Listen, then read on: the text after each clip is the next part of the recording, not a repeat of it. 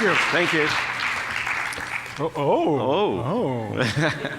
Well, I want to thank you all for coming to Litquake. It's a great festival. I'm really glad to be back. And also back at the JCCSF, which is a great venue, and Raphael Bob-Waksberg.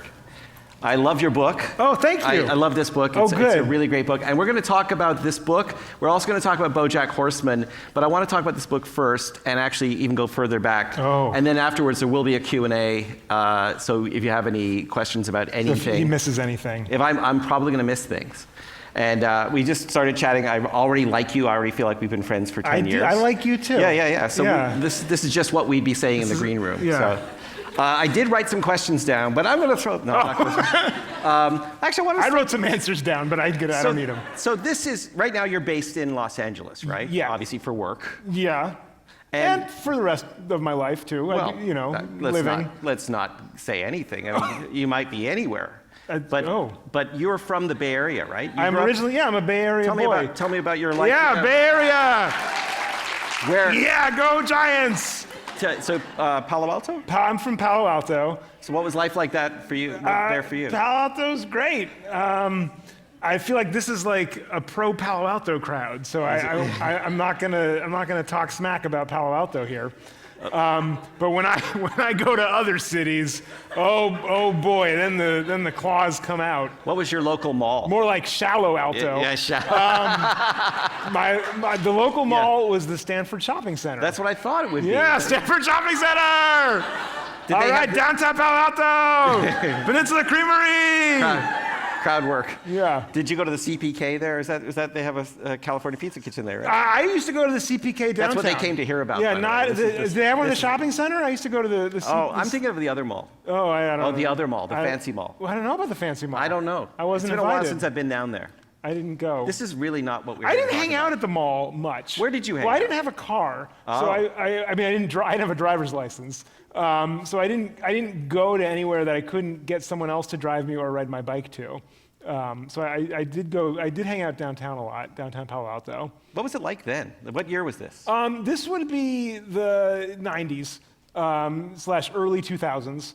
So the tech boom had come to that region. Yeah, I mean, it had well established, but even been off, right? Like yeah, the bubble had burst, maybe. Yeah, I don't know, with the cycle of bubbles. The bubble comes up and goes down. It goes down. I mean, I do feel in my heart, which I don't know if this is technically true, but I feel like the Bay Area has been infected much more by the tech industry since I've been gone and not able to protect it. But it definitely feels like when I come back now, it feels like, oh, this whole area got really, Yeah. But I don't know if that's just because it has gotten like that or because I didn't know that when I was a kid. Like, it might have always been like, whoa.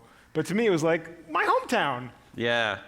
Did you come to San Francisco before you left the area? No. I mean, I would come. Yeah, I'd visit San Francisco. So I'd come to like the Sony Metreon. Yeah. Right. Yeah. Like check out the cool stuff.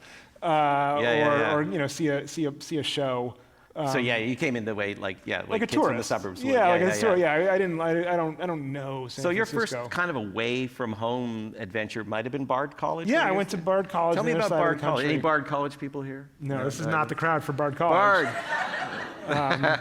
This is the crowd for Bay Area thing. I'm out of references. I thought I could pull another one, but I've used them all. I want to start asking you about Bard College by also confessing that the only thing I knew about Bard for years was that Steely Dan. Steely Dan, yeah. It's like the most famous alumni. That's like, I went there and that's kind of the only thing I know about it too. They had a song, Steely Dan has a song called, I think it's called My Old School. That's right. And it goes, I'm never going back to my old school. And we loved that song at Bard because it was about how shitty our college was and how they're never coming back. We're like, one day we're going to graduate from this very expensive institution and never go back.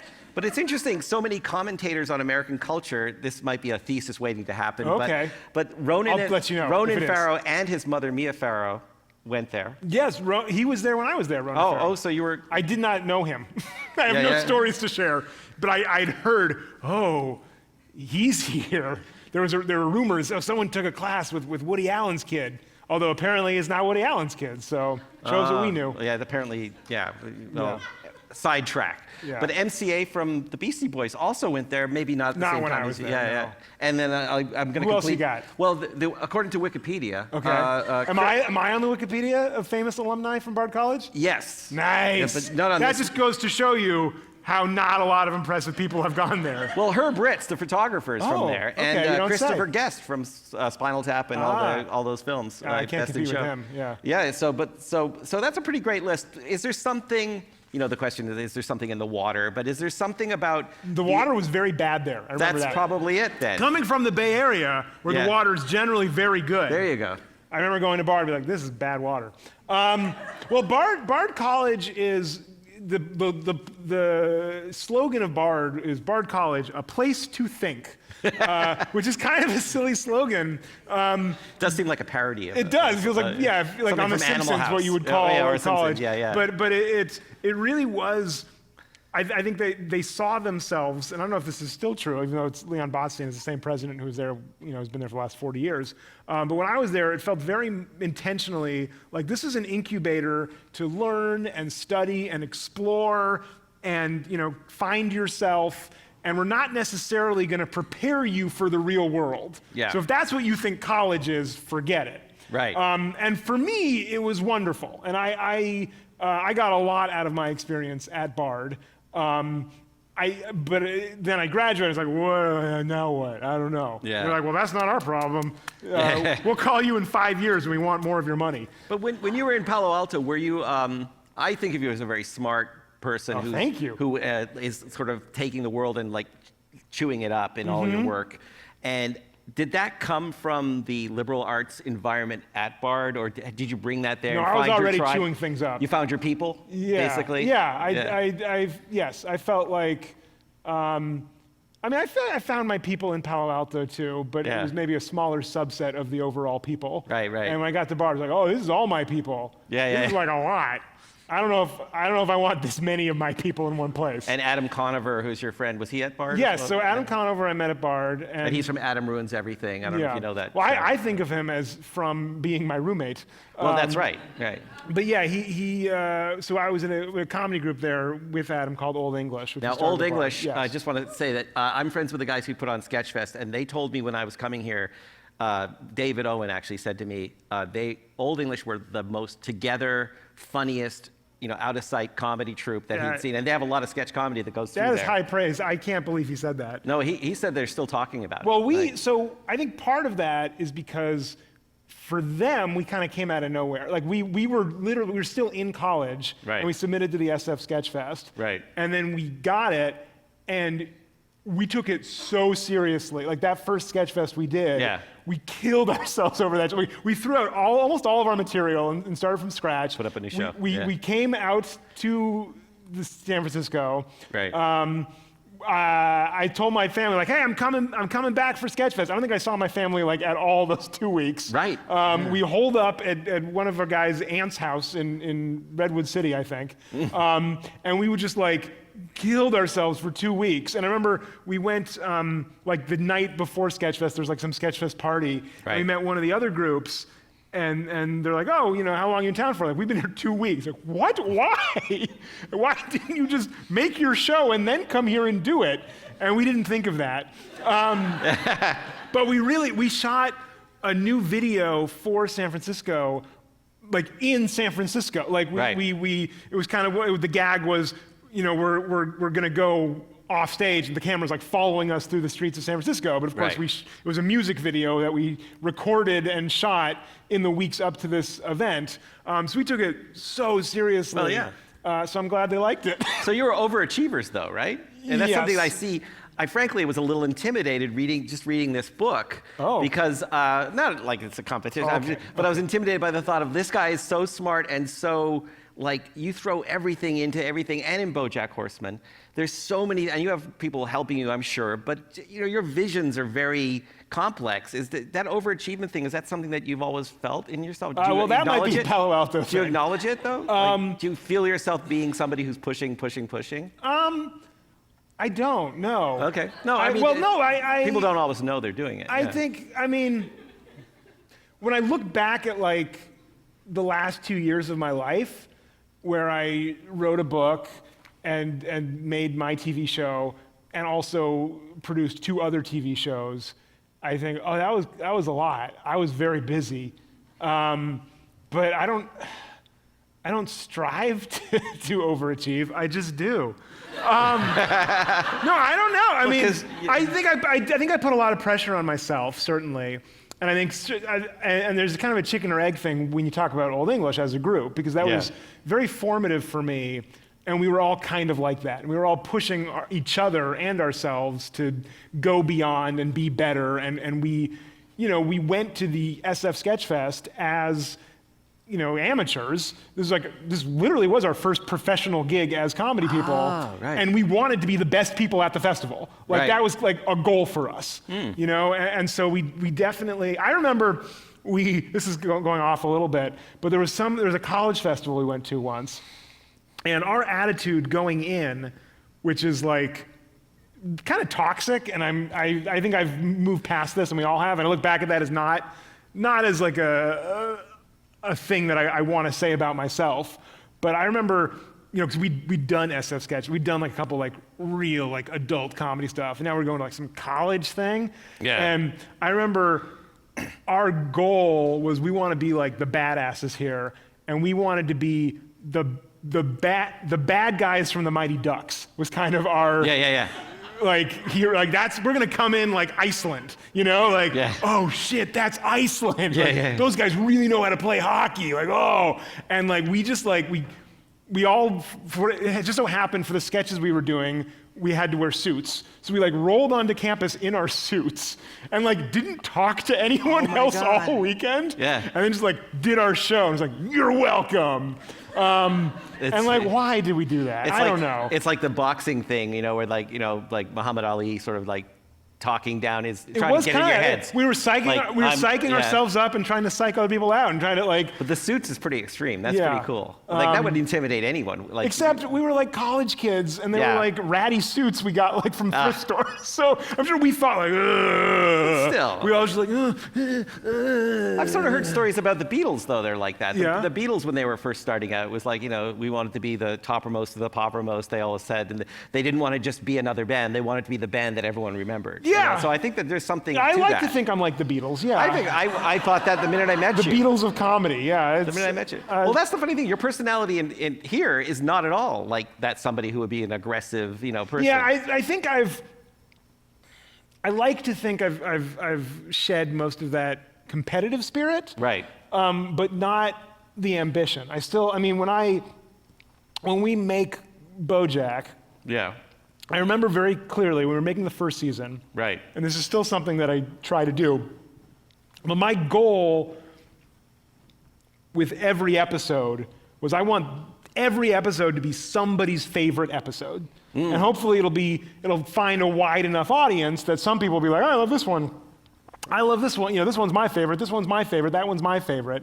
And I don't think we've succeeded at that. I think there are probably a few episodes that everyone would say like, it's okay, Yeah. But I didn't want to come at any episode from that perspective. I never wanted to feel like, oh, one of these is filler for me, or like, oh, you can't win them all. Like every time I'm at bat, I want to hit a home run. Well, yeah. I don't know sports at all, but I assume that's I think you hold it here. Yes, there's a thing that, it comes at you, and you. Yeah. Apparently, if you run around the bases, it's like, Giants. It's a thing. Yeah. But that's funny. You mentioned I want to the killer instinct with the sketch comedy troupe, which you also seem to have brought to BoJack, and I think this is a good way to start talking about BoJack. Did you have any role models for sketch comedy? We'll start there. Did you have a troupe in mind, or several troupes, or casts of TV shows that you felt like we want to be as good as them? Like what kind of got everyone. What got you going? So a big one for me was the Upright Citizens Brigade. Oh yeah. Particularly the way they structured their episodes, right? So if you watch that show on Comedy Central, it was.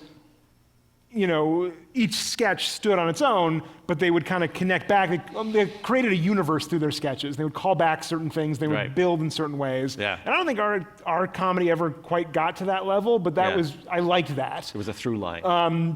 Certainly, we were talking backstage a little bit about Kids in the Hall. Definitely. And there was a documentary about the Kids in the Hall that came out when we were in college.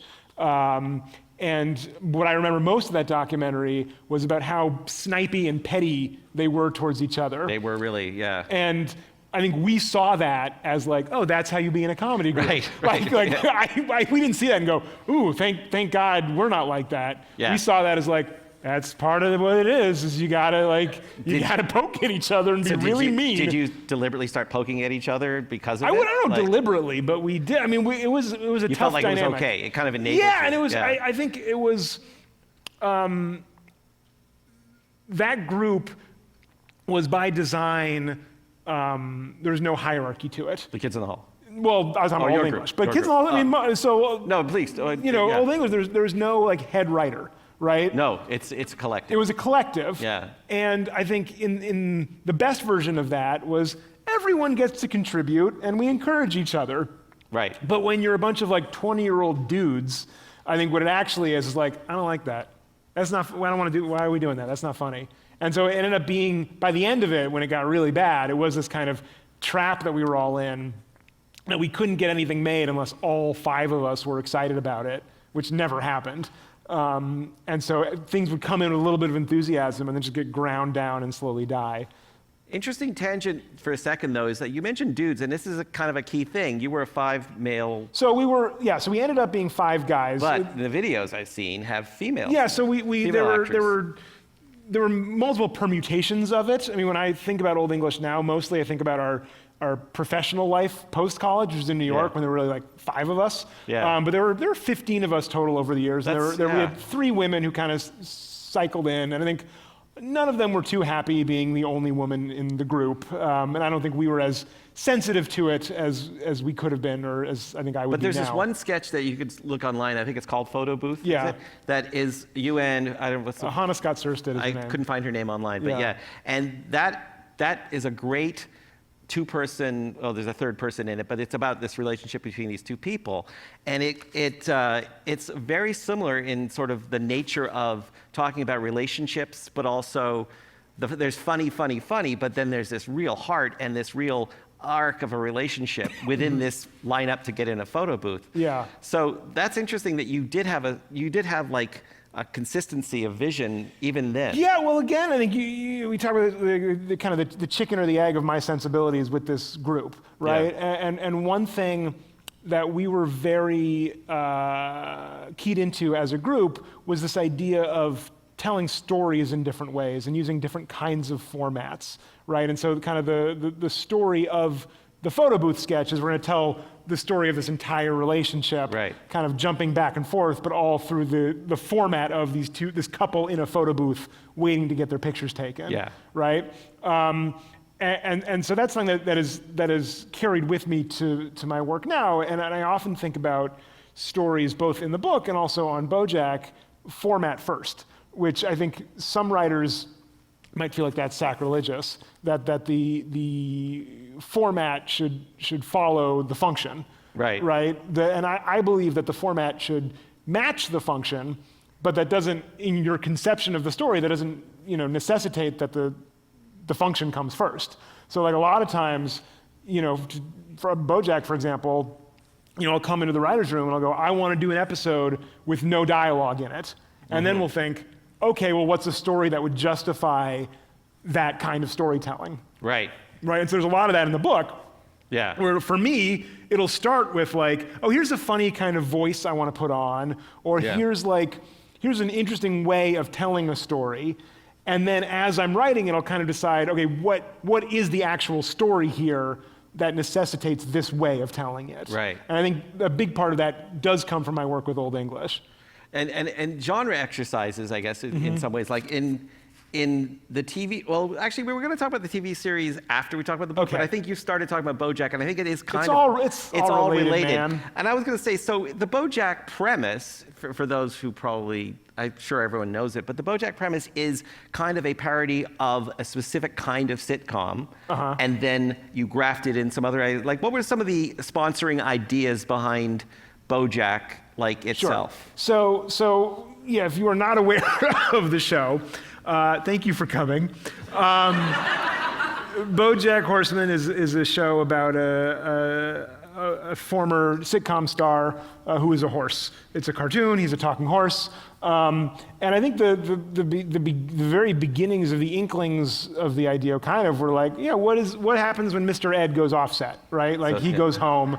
And a big, one of my favorite movies of all time is Who Framed Roger Rabbit. Right. And I don't even know if I was aware of the influence of that on the show, but it is a similar kind of metaphor, right? Like Who Framed Roger Rabbit, the premise of that movie is, it's like, the cartoons after, backstage, and they're hanging out with like real people. Yeah. And that's kind of the same idea. It's like if you took one of these shows with a talking animal in it, but then afterwards he's still the talking animal. It wasn't made with like peanut butter. It was, he's an actual talking animal who like then goes home and lives in the Hollywood Hills and like complains about everything. And there were episodes of the Warner Brothers Bugs Bunny cartoons where they would sometimes have him in one of those canvas folding chairs. Yes. Saying, Bugs Bunny, what do you think about the, right. Unfortunately, like Pixar movies would do like the outtakes at the end of the movies. Exactly. I always like that when it's kind of like, we're indulging in this fiction one step further. Well, because again, you're dealing with the plane of reality of a cartoon, which is mostly two-dimensional. Sometimes they appear three-dimensional, and you have the idea that we are trying to become real with it. So you make it very real in BoJack. Well, so that's the other thing is that one thing I really enjoyed doing, both in the book and on the show, is what is the silliest, goofiest thing I could come up with? Right. And then how can I drill deep into this to break somebody's heart? What is the thing underneath the thing here? and I say that like I'm gonna break your heart, but it's actually. Gotcha. But so part of it is kind of like, can I trick them? Can I get the audience like, ha ha ha ha ha? You're laughing now, but in a minute. Yeah, you don't even know, man. But part of it is also like, can I pull humanity out of this silly conceit? And we do that on BoJack over and over again. Right. So there's the initial premise of all of it is that when you're first watching, you think, this is like a goofy cartoon. And then over the course of the season, it itself gets darker and more of a dramedy and more internal and more melancholy. And you go, I'm feeling feelings. But even then, within the show, we'll do things like introduce a character that's presumably three small children stacked on top of each other under a trench coat that one of our main characters is having a relationship with.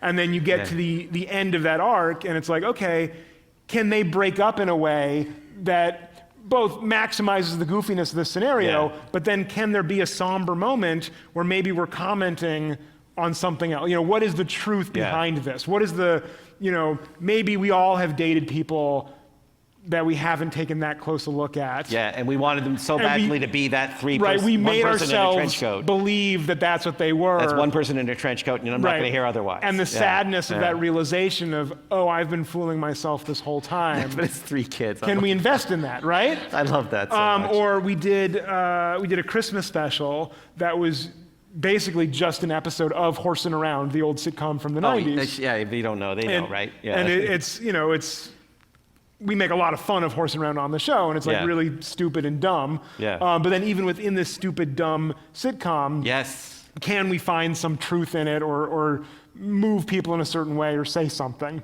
Yeah, like a very special episode of Horsing Around. Yeah. Like every time it was a very special anything, especially in a certain era. You seem to be mining a certain area. Like Horsing Around is based on several kinds of these family accidental family shows, right? So Horsing Around is sure. BoJack. So BoJack's a horse, and he's raising 3 human kids.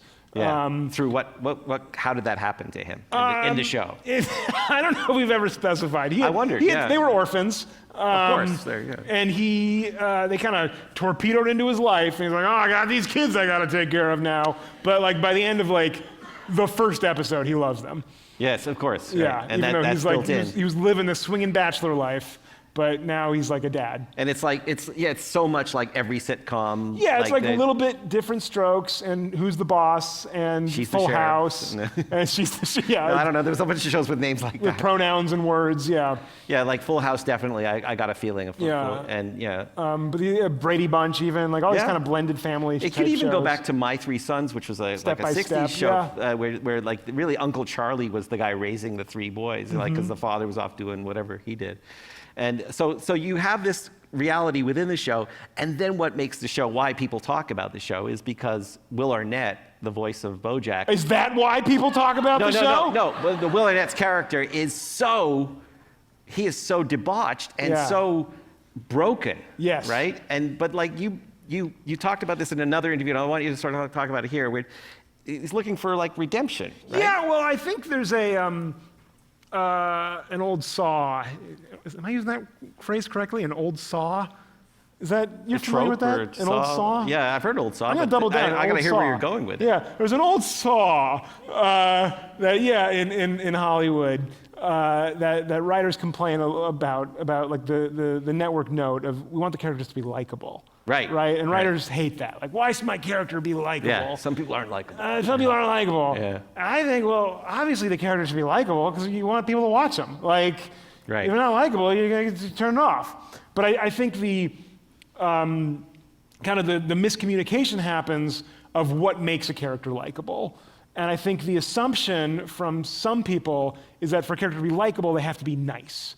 Or Right. they have to, they need to save the cat moment. They need to like do something good in the first 5 minutes. Or you need to Right. show that even though they've got like a smart mouth, they've got a heart of gold underneath it. Yeah.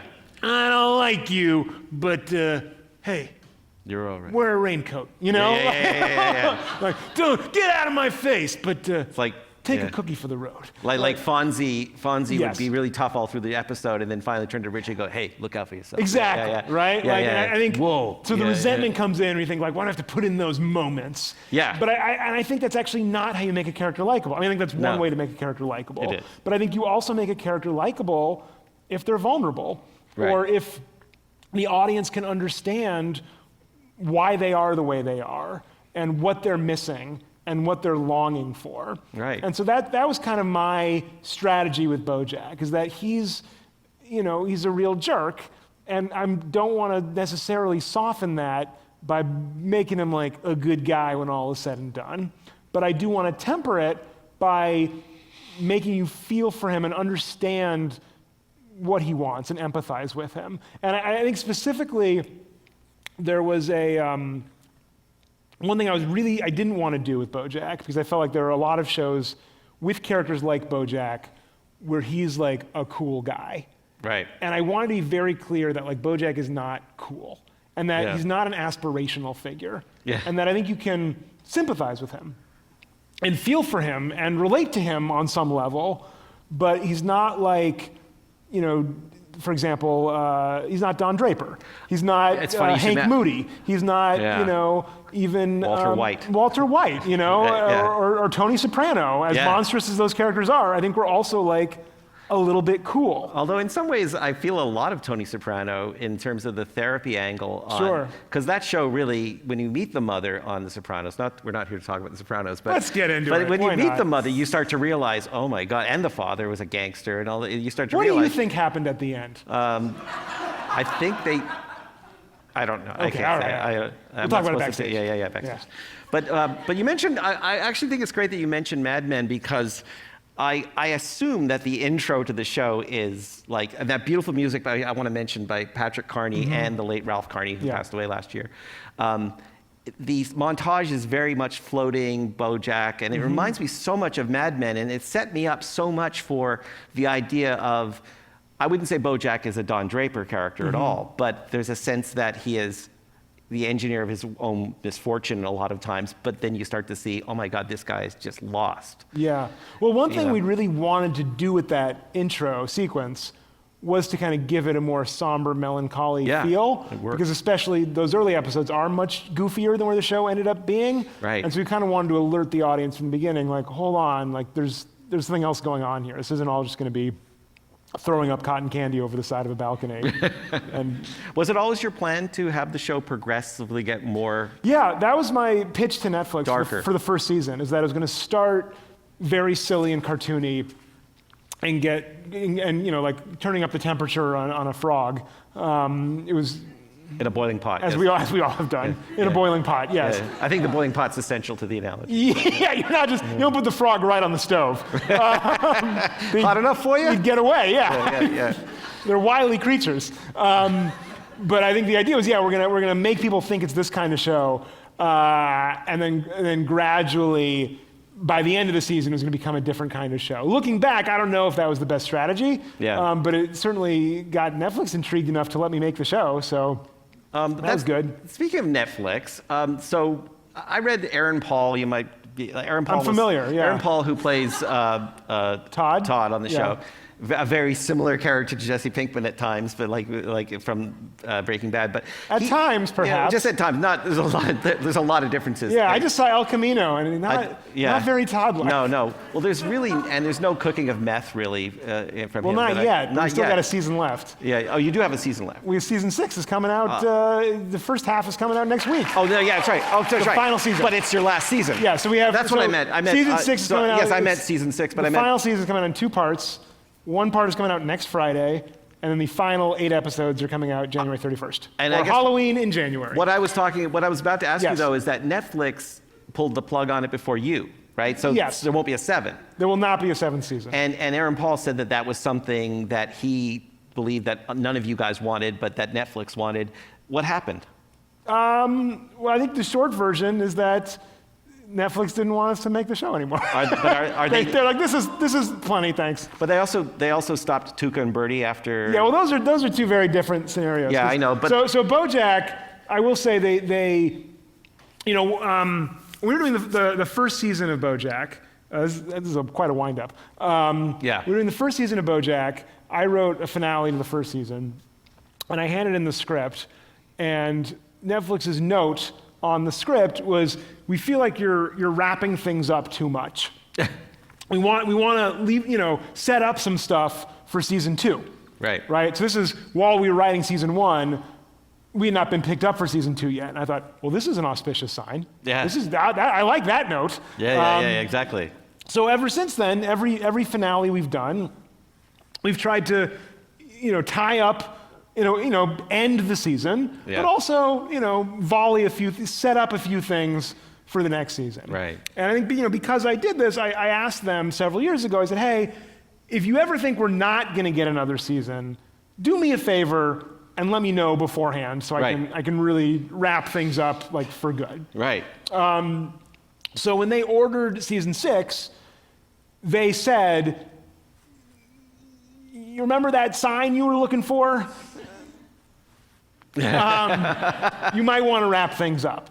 So I thought that was very decent of them to give us the notice. Yeah. And so season 6, I want to be very clear, is a final season by design. I mean, it wasn't my choosing, but we were very thoughtful at how we're ending it. There's no need to campaign for a season 7. There's no more story after this. It's ending.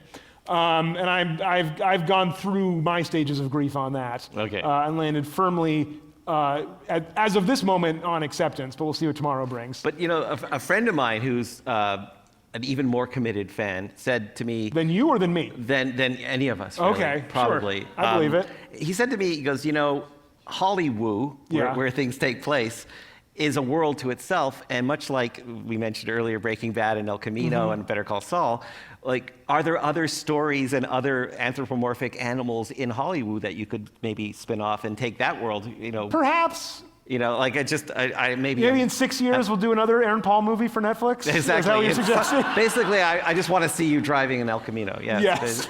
No, but how much of that, El Camino Real. There you go. Yeah, there you go. Northern California? It ties it all in.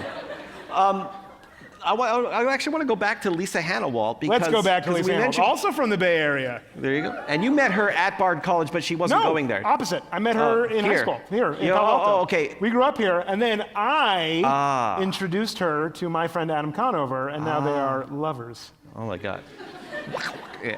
Well, what's interesting to me is that so much of the look of BoJack, she drew those. 100% of the look of BoJack comes from Lisa Hannawalt. You said that even the show kind of came from, I've read somewhere that you pitched the concept based on seeing those drawings. Yeah, well, part of it was I wanted an excuse to work with her on something, because we had a webcomic called Tip Me Over, Pour Me Out that I wrote and she drew, and then that kind of ended. And I was out here, and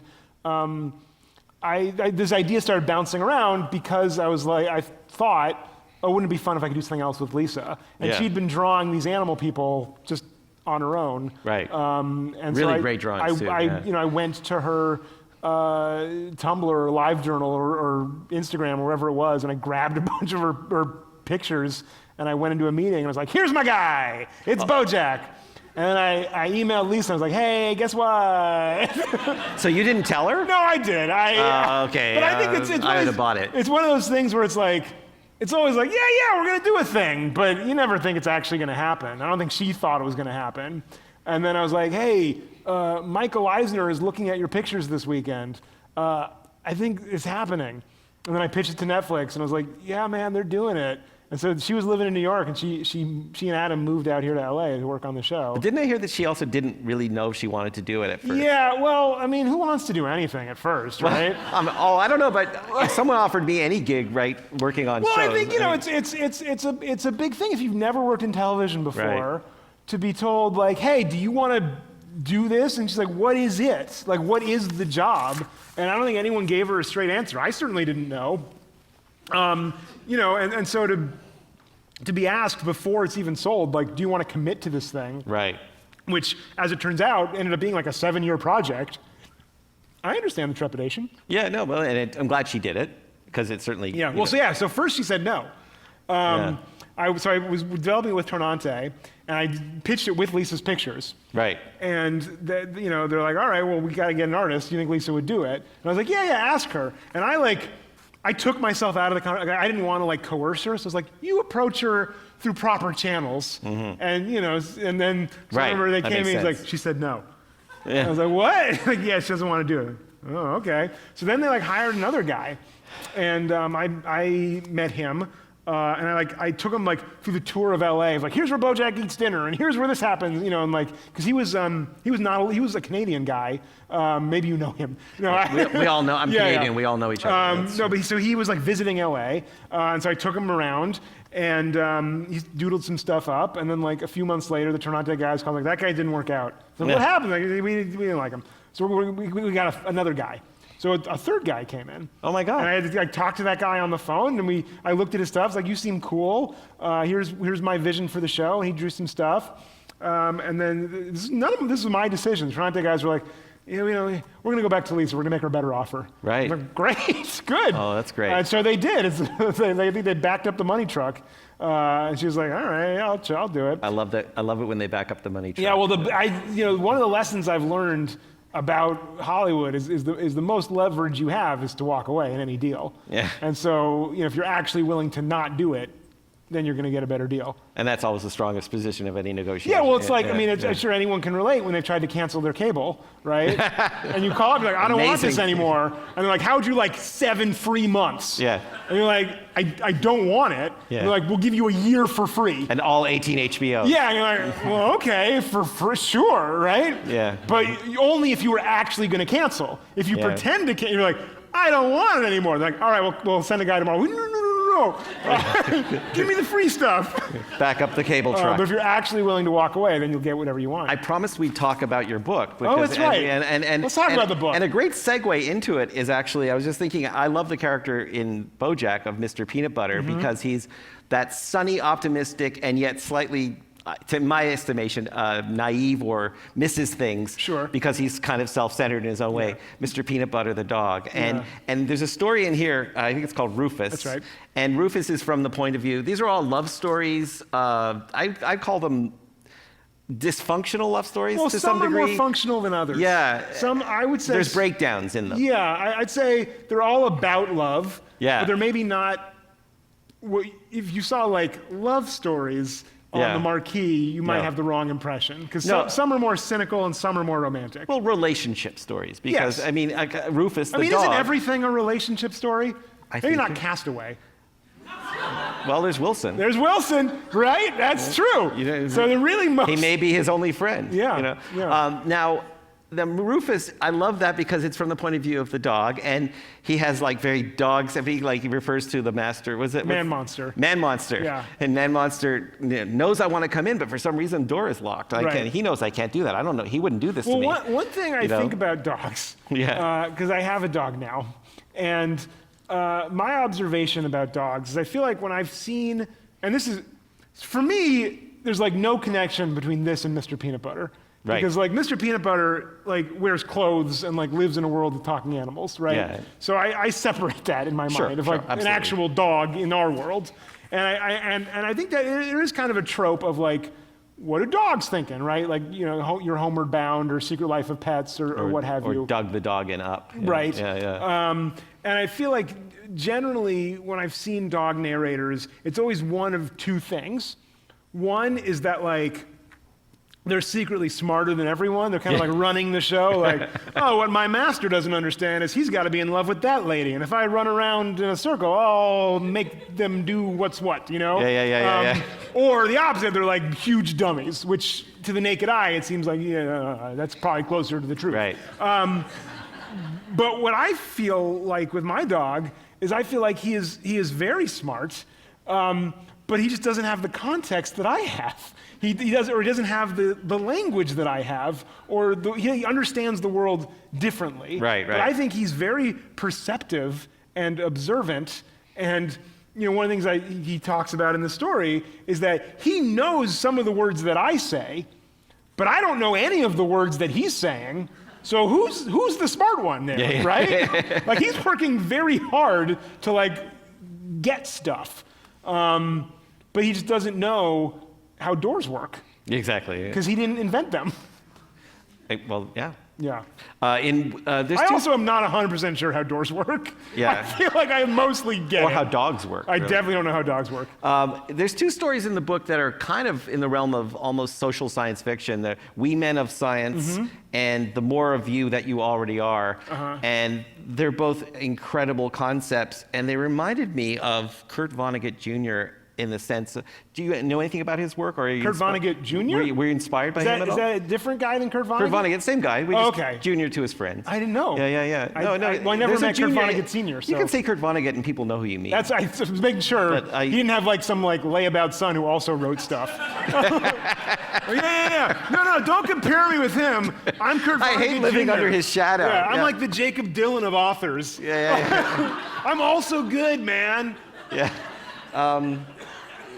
And I just wondered, though, because I'm a big Kurt Vonnegut fan, and Sure. I immediately recognized... He's got some good stuff. He's done some things. I'm not going to lie, he's done some things. But, can you describe the concept of the more of you that you already are? So more of the you that you already are is, it's kind of like, I guess you call it science fiction, but I couldn't think of a better word Yeah, no, for but it. you're right, because We Men of Science is like science fiction. It's like, Yeah. this is about a scientist who goes to an alternate dimension.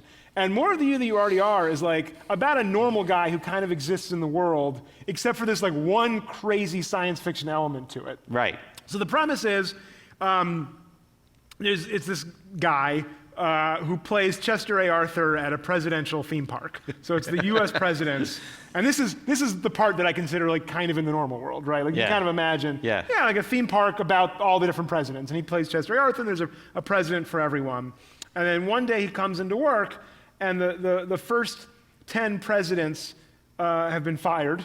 They've been replaced. Yeah. With this new piece of technology. Yeah. Who is a kind of a composite clone or a guesstimation of a consummate clone of the actual first 10 presidents. Yeah. But he's kind of this like Frankenstein monster of like 10 different guys. And who he's like drooling. He's drooling and grunting, and like they didn't quite work out the science just right. Yeah. But the idea is like this is gonna like really impress people. This is like and the new save thing. money. This is gonna save money. We don't have to pay 10 different guys. We just got the one guy. Yeah.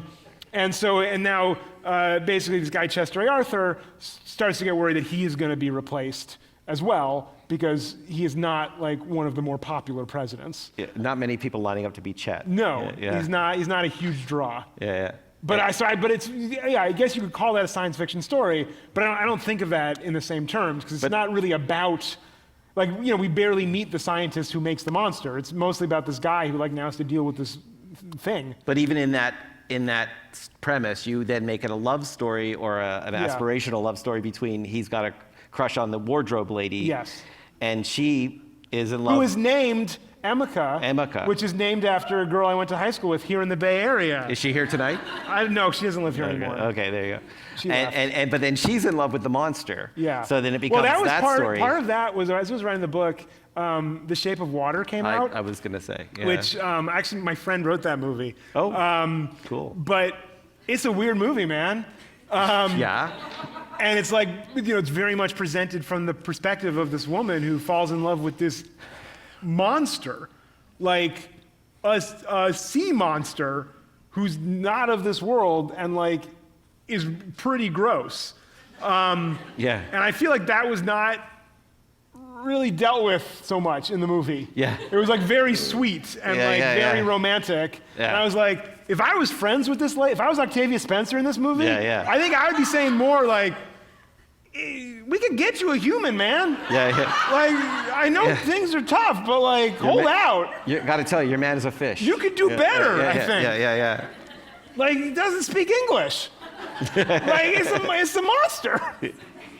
Yeah, like, I know it's. And so it's part of the story, the comedy of the story is a little bit like this guy is in love with this woman who's in love with this monster and trying to reconcile that. It would make a great Charlie Kaufman film, actually. Oh, thank you. That and Men of Science. I think it would make a great Raphael Bob-Waksberg film. Well, I meant he could. Well, are you going to direct it?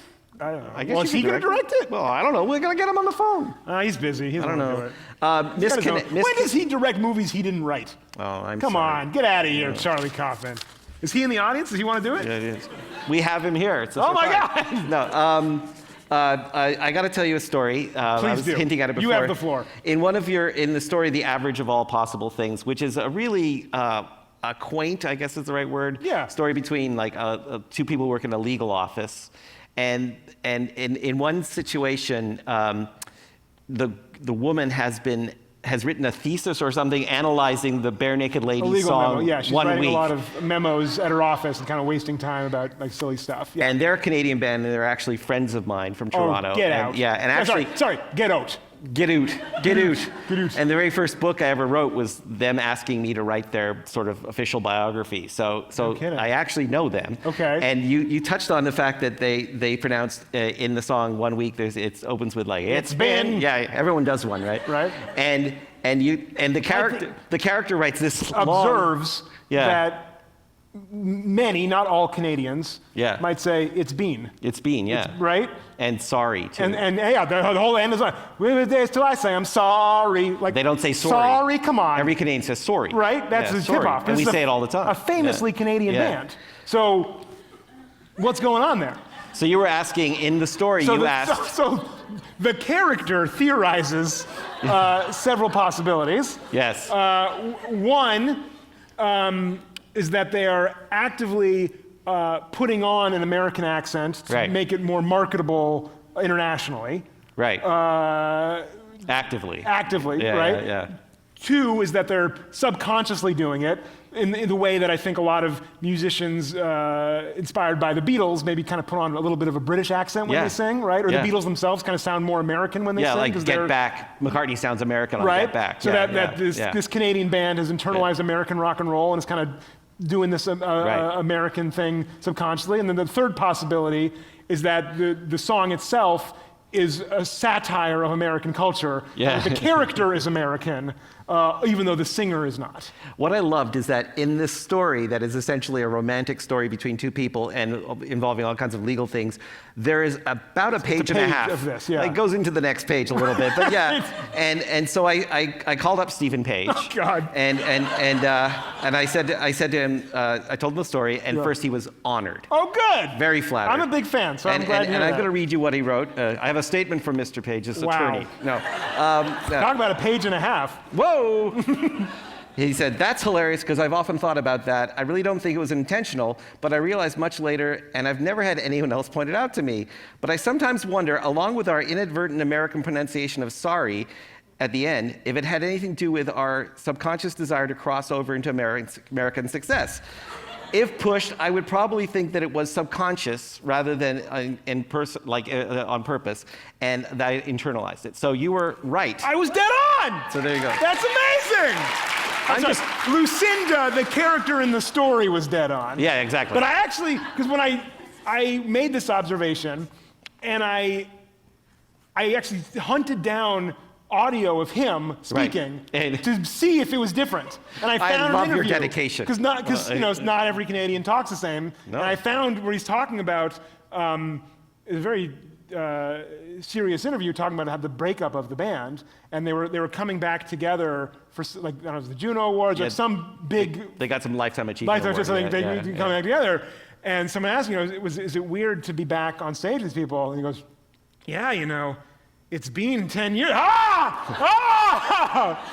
So he did fake it. So I'm so glad to hear that he I'm glad I could agrees. just be part of the closure and the healing. It feels so good. I was afraid he would say, what are you talking about? That's how I talk.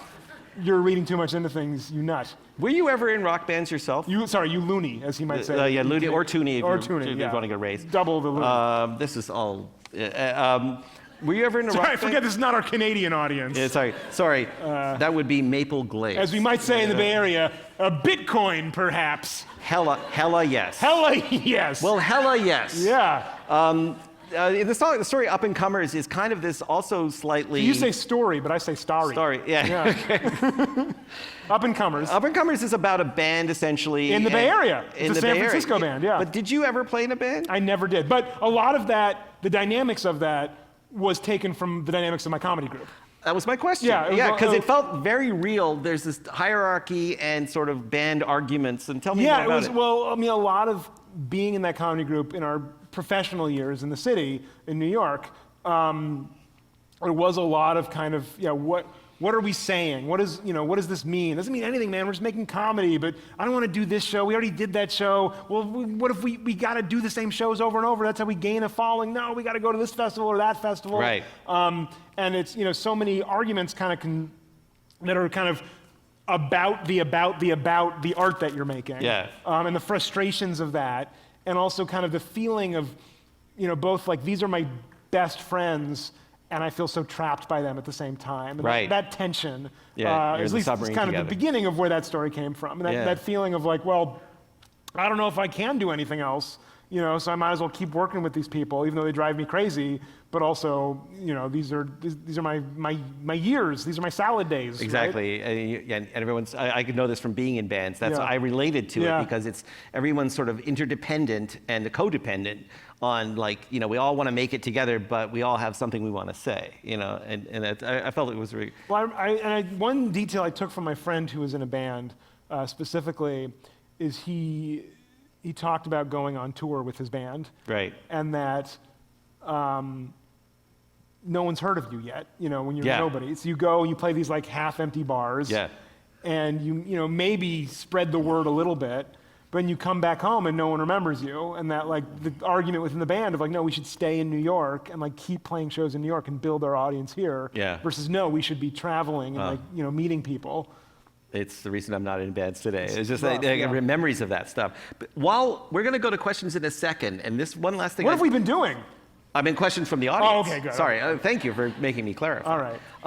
But I did want to say, since we're in this specific JCCSF, one of your stories has a very a most blessed and auspicious occasion, which is about a wedding. Yes. And it seems to be, and I'm pretty sure it sort of parodies some sort of maybe Jewish customs and wedding trappings. I think it's a little more universal than that, but it is very much inspired by my own wedding. Yeah. And my wife and I, we really wanted to keep it very small, very simple, very intimate. And I was shocked, even under the rubric of very small, how many decisions we had to make and how many complications there were, and all the expectations of our families, but also just ourselves and kind of what we always imagined our wedding would be. And it's well, of course we're going to have a chuppah. Well, we have to get a chuppah. You got to get a chuppah. You can't have a wedding without a chuppah. All right, we'll get a chuppah. But do we need the prayer books? Yeah, you got to have the benchers with our name on it. That's why are you having a wedding if you're not doing that? Why are we doing it at all?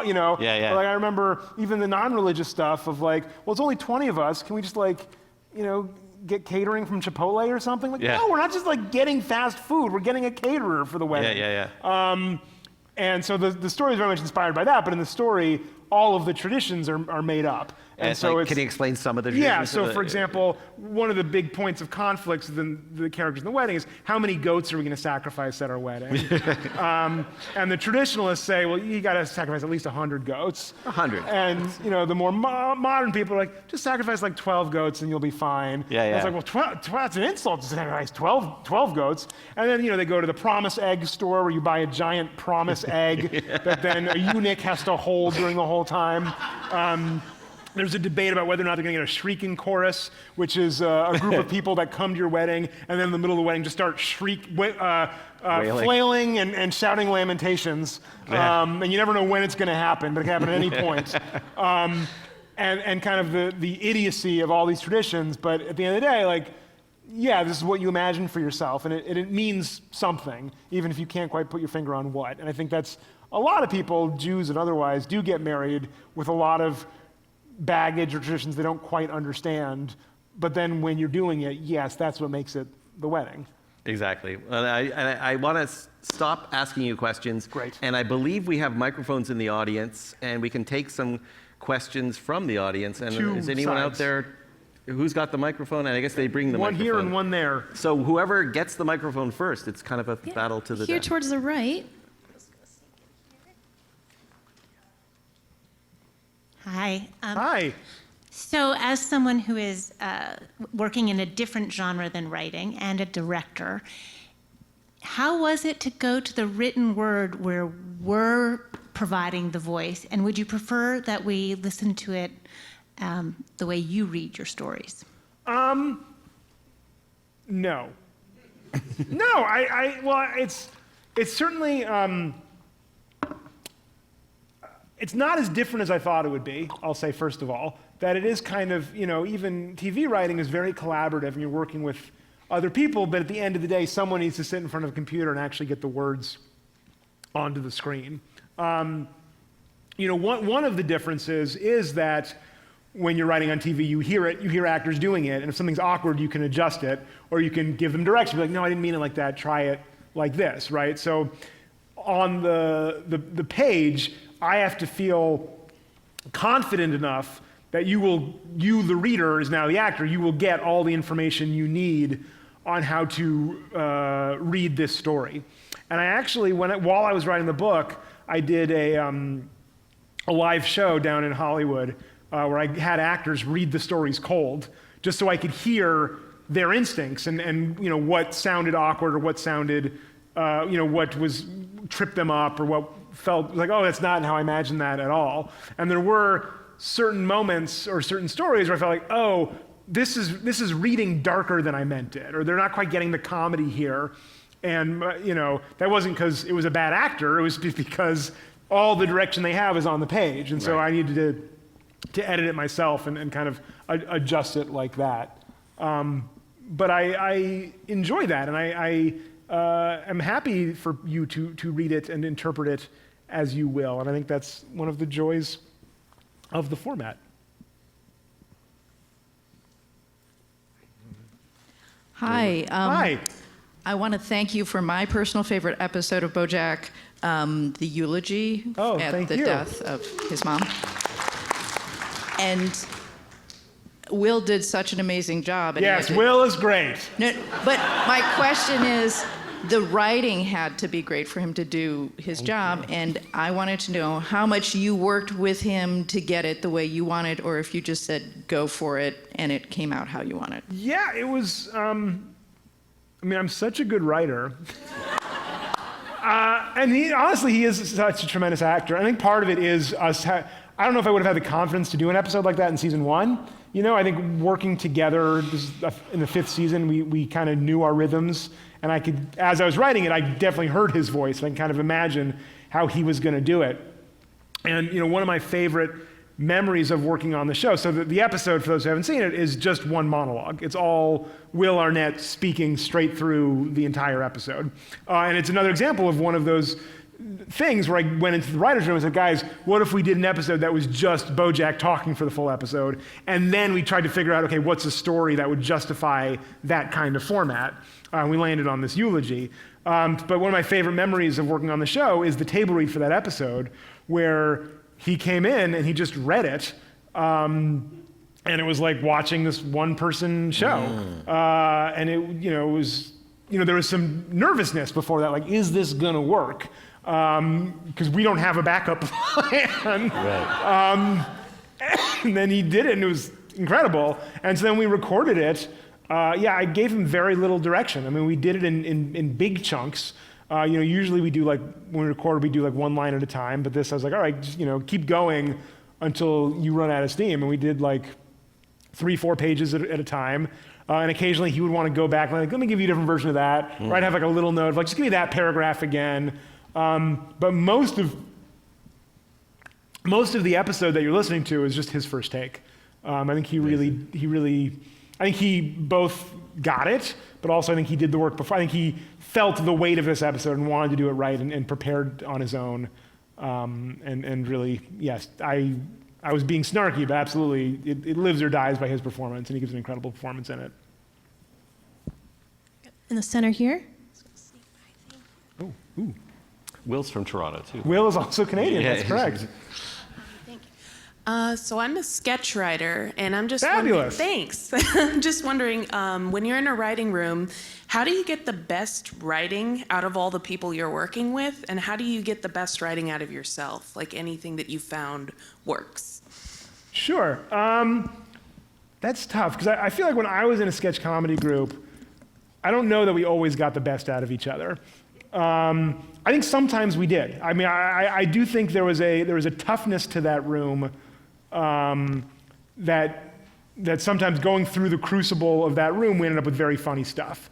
We didn't, by design, there was no hierarchy, there was no head writer, right? So I think, did I say this earlier, that you had to impress everybody else in the room, which meant that the ideas that got to the end, usually there was some consensus behind them, and then everyone else was adding them, and there was like real power there, like, oh, this is gonna work because I got these 4 jerks to laugh who have a vested interest in tearing my ideas down so their ideas can succeed, right? So that means there's like a solidness here.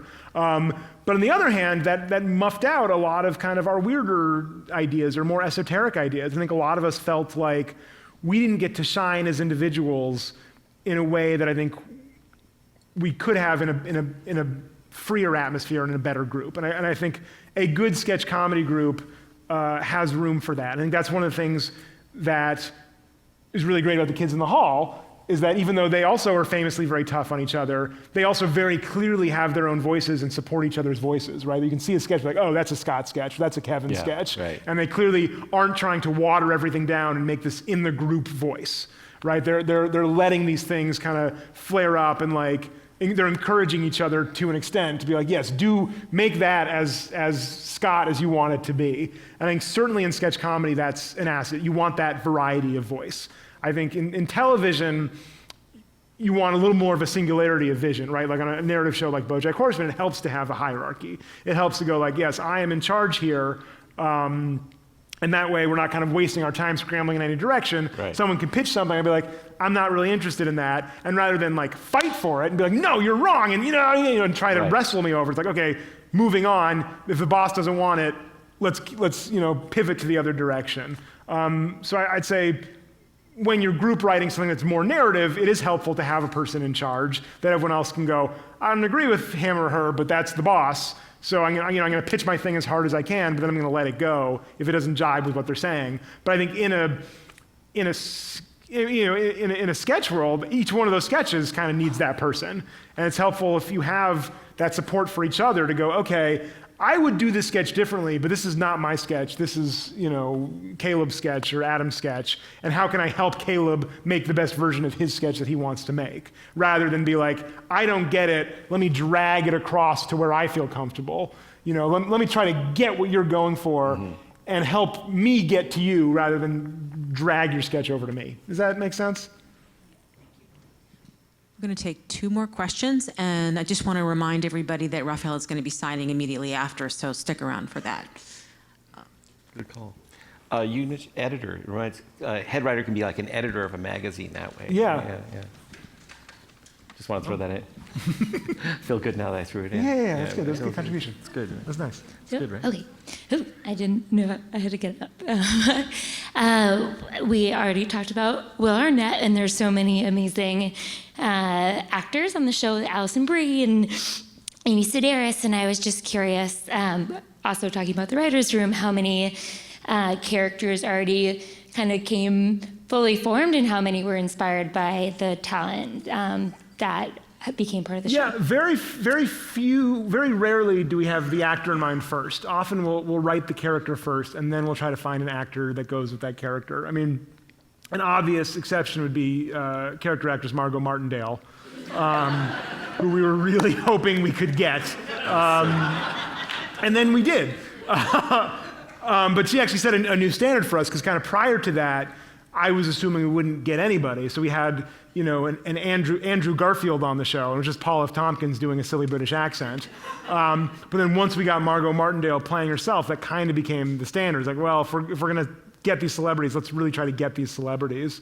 But yeah, usually, and even though there's actors that I would love to work with, it's hard to kind of cram it into story. Usually it is like, what does the story call for? And then let's create a character, and then we'll think, yeah, who would be the best actor to play this character?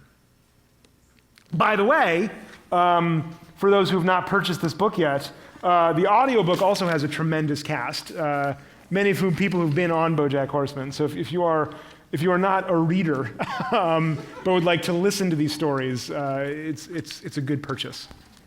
But I cannot sign it. That's the only difference. Okay. Last question, I think in the middle of the row here.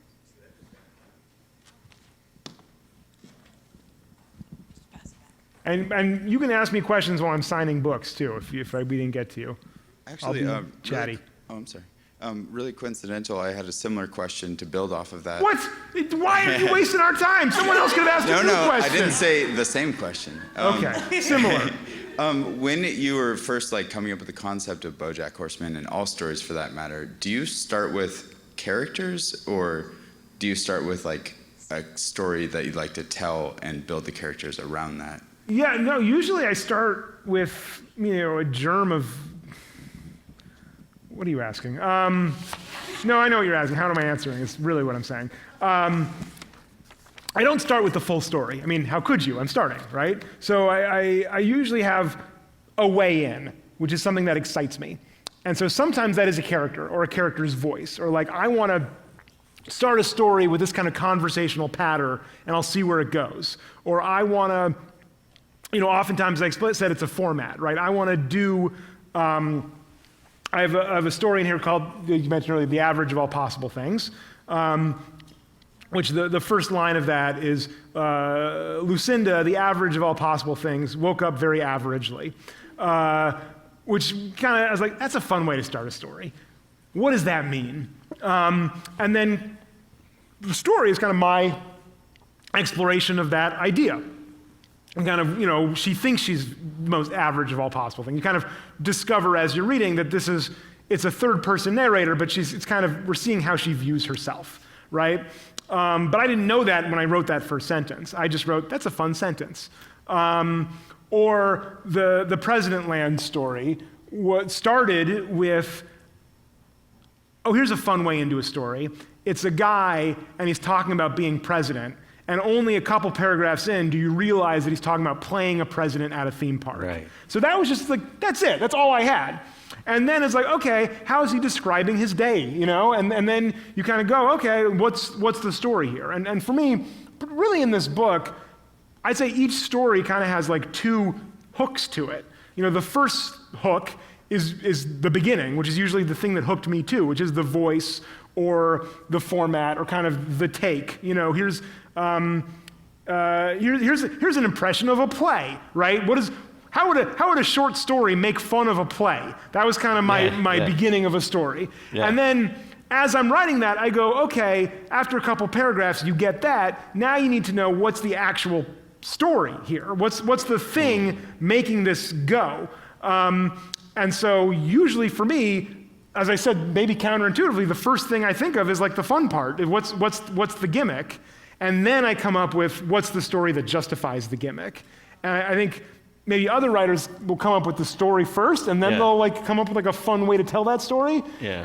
But I don't think you need to do that. It's like you're earning it's earning its keep. But- Yeah, exactly. It's kind of like, what's, you eat the dessert, and you go, oh, I gotta have a vegetable or something. Yeah. I need some protein here. Yeah, so exactly. then you eat you're right, how you normally eat dinner, dessert first, and then you eat a protein. That's how I've been doing it. Yeah, but I think I would say to aspiring writers, don't be afraid of that. Because I think there's the stigma, it feels like, oh no, this is like I need to come up with a story first. And only once I've outlined it and known where I was going, can I begin to have the fun.